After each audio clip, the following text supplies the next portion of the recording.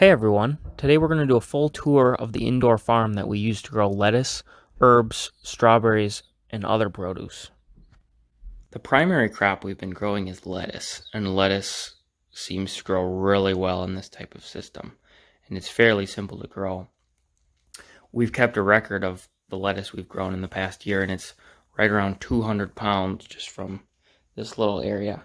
And we've been increasing capacity as we've gone on, so I would expect that to be even more. And that's about 10 heads per week between the two systems. And the lettuce it grows is really good, especially this variety. We just love the flavor and the texture of it in salads. The nice thing about both of these systems is that we can grow the lettuce all the way from seed to harvest in the same system. So you can see we've got some seedlings here that are sprouting, and then these can stay in the system all the way to harvest. And same for the lower system. And I'll go into detail more later about the differences between these two systems and what I like and don't like about each one. The total time from seed to harvest for the lettuce is between 45 and 50 days usually. So these in this middle row here, we're going to harvest tomorrow, and they've been in there almost 7 weeks. And the heads that we do grow this way, they get very large. Some of them are over half a pound each. It's not as fast as sometimes hydroponic lettuce is advertised with 30 days or whatever, but this allows the heads to get a lot bigger and fuller. And these are varieties that grow a little bit slower just because they fill out nicely. Besides lettuce, I've also started experimenting with some other greens. Here we have a spinach plant. It definitely doesn't grow as fast as the lettuce has been growing, but there may be some tweaks that I could do to grow it even better. Then we also have kale. The kale's grown pretty nice, but it spreads out a lot more than the lettuce, so it takes up a lot more space. I like the lettuce because it's nice and compact and uses the space up really well. But the kale we have harvested has excellent flavor. It's just a little bit harder to grow in a smaller spot like this. The last thing we're trying to grow is strawberries. So strawberries are the newest one for us. I've read that they can grow successfully through hydroponics, so I wanted to give it a try. I'm still in the learning phases of it. I bought bare root strawberries and then planted those right into the system, and they grew really fast right away. But then I think my nutrients got a little bit too dense, too high of nutrient levels, and I think they didn't like that, so some of them got some brown spots on the tips of their leaves. So they don't look super great, but they still have been growing pretty well. And as you can see, some of them have blossoms. This one's got blossom and a small berry starting. There's another one back here that had a berry. Small, it's actually starting to turn red, so we do have some berries starting, but I'm still in the process of zeroing in exactly what they like. My goal with this is to try to grow as many plants as I can with just one system, so I don't have to run a whole bunch of systems, because I honestly don't have a whole lot of space. This is all the space I've got, so I need to make it worth it. One other thing we've done, I'm not currently doing it, but I've grown microgreens in this tray here. So I can use up this little space that's receiving light, but it has no spots for plants, and I can grow microgreens there. So I've done that several times now, and it works pretty well there. As you can see, we're able to grow quite a few different things in a pretty small area here. So this is about just over 4 feet long, each of these systems, and then about 2.5 feet deep. So total, you're looking right around 10 square feet total.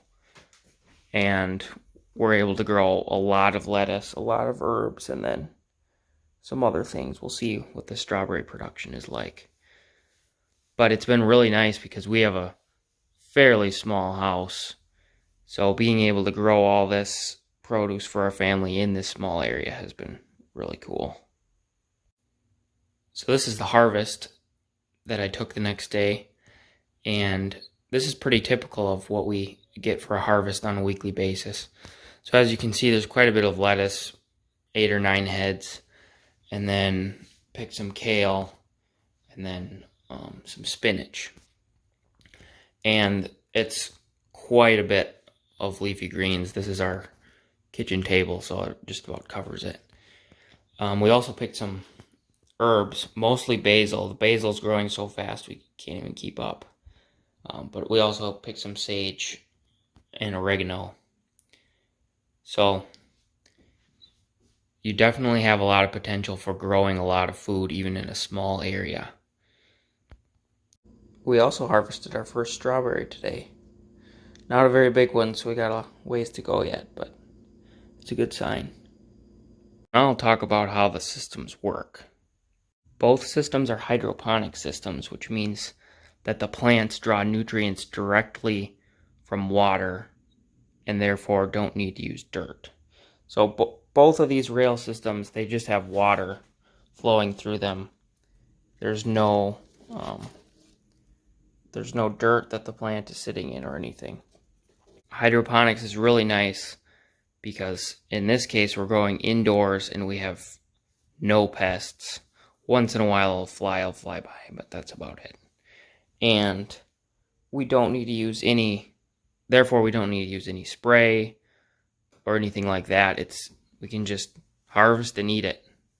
Hydroponics is also nice and clean, which is nice when we've got this indoors. This top system is the one I built first. There's actually was several I had built before this that I've kind of improved on the design each time. But this one was built before the one on the bottom. And this one I used round PVC and then PVC welded the connections on the back side here so that all 4 tubes are connected. And then what happens here is on this side, the far right tube is the inlet. So there's a pump down in the reservoir, pumps water up into this inlet pipe. And the water will travel down this pipe and then get to the manifold down here, and then it will travel back through the back 3 pipes. And then the water will drop down through the 3 wider tubes down back into the reservoir and keep cycling through. I built this system to use 2-inch net cups. So the net cups drop right in. There's 2-inch holes, so then the rim fits nicely on top of the tube. One disadvantage of this is that when I use these seed plugs, you can see there's gaps around the edge, and then algae gets through. So you may have noticed, but I used these they're actually, I think, hair curlers. I use them to fill in the gap around the edge while the seeds are still small, just to keep some of the light from getting down and growing algae. So that was one thing I didn't like about this first system. But all the holes are 2-inch, and I kind of start most of the seeds in this row here because the holes are really close together. And then once they get bigger, like some of these I need to move now because they're starting to crowd. I'll take them and then I'll move them out to this row that's a little spaced out a little bit further apart. And then once they get bigger, like some of these need to move now, they'll go to these rows that are much more spread apart. And that's where they'll grow all the way to harvest. So once I harvest some of these tomorrow, I will take for plants that we aren't harvesting regularly, such as the strawberries or the herbs, plants that are staying in the system. The lower system is I like to use 2-inch pretty similar to the upper system. That allows a little bit more room for However, I made it after the upper system, so there's some improvements. The biggest difference you'll see is that I use square tubing here instead of the round like I used above. Another video where I highlighted the difference between the square rails and the round rails. So you could watch that for more detail on that part of it. For the bottom system, we use 1.5 inch net cups, and they fit the seed plugs in real nice, so there's not really any light getting around the edges, so I don't need to use anything to block the light, and we haven't had any algae growth, so I definitely prefer the 1.5 inch net cups for lettuce.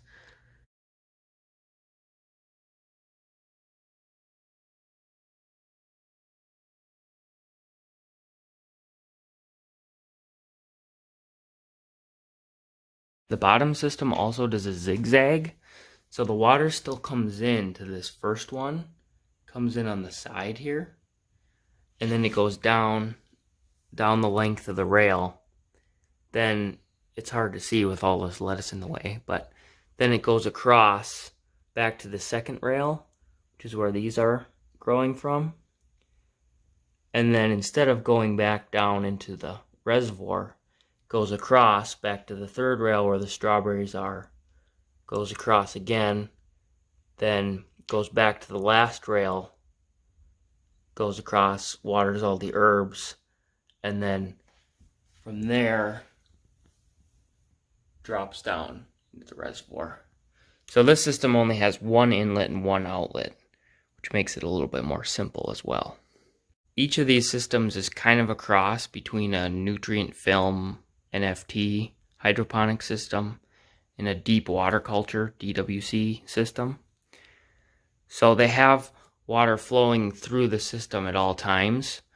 However, it's not really a film, it's deeper. So when it's on, I have it off right now just so that there's a little less noise for the video. When it's on, the water will be up at the level of the base of these net cups in there. And so then it will keep these seedlings moist even when they don't have roots. So it'll be at that same level throughout the first rail. Then the last 3 rails, it'll be a little lower, but there'll still be probably an inch of water in the bottom that's just slowly flowing through. This one here, I wasn't able to change the height of the water on the different rails since they're all connected with a common manifold. So again, the water, when this is on, the water just is high enough to reach the bottom. The reason I like this technique is because it's pretty simple.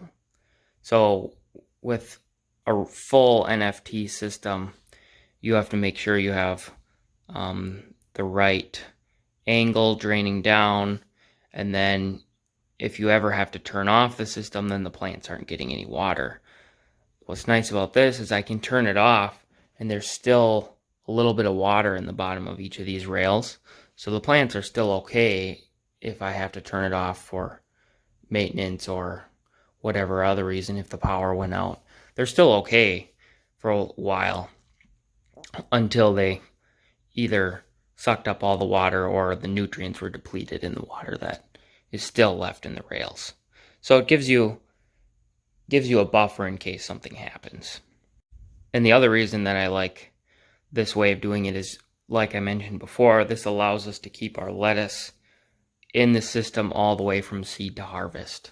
So that makes it just a lot more simple. Then I don't have to run another system or keep some sort of seeding tray under a separate light all the time. I can just do everything right here in this area.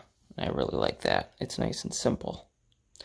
And the lettuce seems to grow just fine this way. So there may be other plants that wouldn't like that amount of submersion all the time, but the lettuce doesn't seem to mind.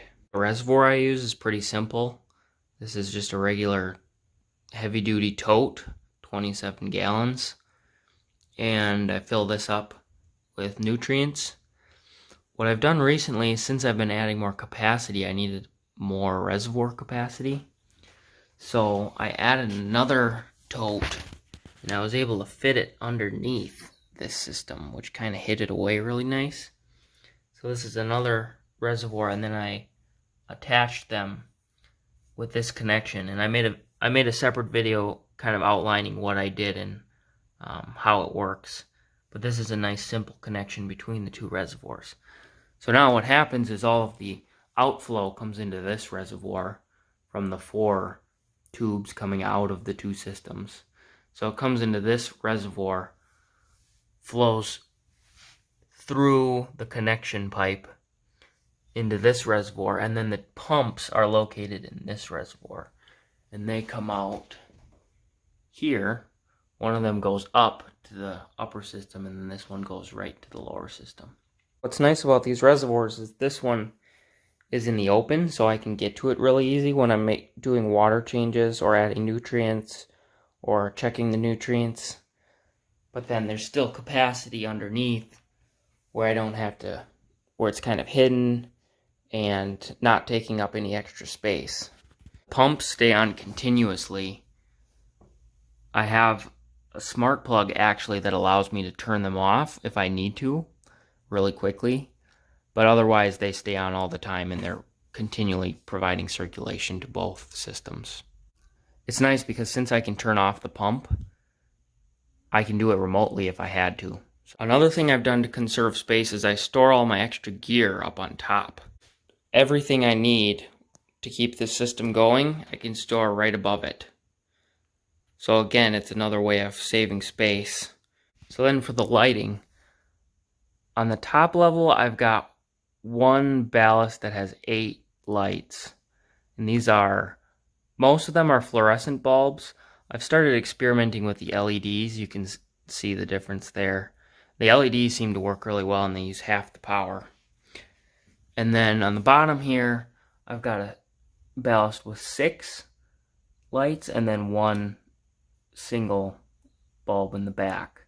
So I've got 7 bulbs. We keep the lights on a schedule so that they're totally automated, and the lights are on for 14 hours every day. As for cost, with the fluorescents, at least where I live in Wisconsin, the fluorescents cost about $2.50 in power every month that I have them on. So when I've got 8 of them, that's $20 a month for the top, and then the bottom's a little less than that. But then when you factor in the LEDs, those are about half as much power. So, and in the winter, the cost is partially offset because they also release a little bit of heat and keep things a little warmer in here, which in a Wisconsin winter, we're doing a lot of heating anyway. So I think the cost is basically negligible in the winter.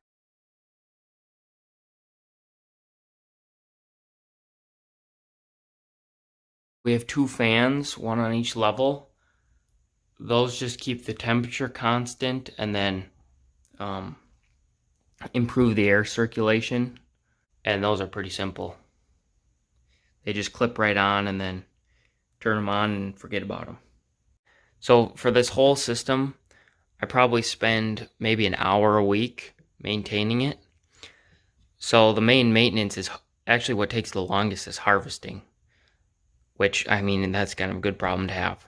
So we pick quite a bit every week and then give it a quick rinse, bag it up, put it in the fridge, or bring it to others. The only other maintenance really is keeping up with the water changes, and I only do that about once a week, and that doesn't take really more than half an hour. So it's really low maintenance. I try to keep the thing running as autonomous as possible. We can go on vacations for a week or half a week, and I honestly don't even have to think about it. It just keeps on growing.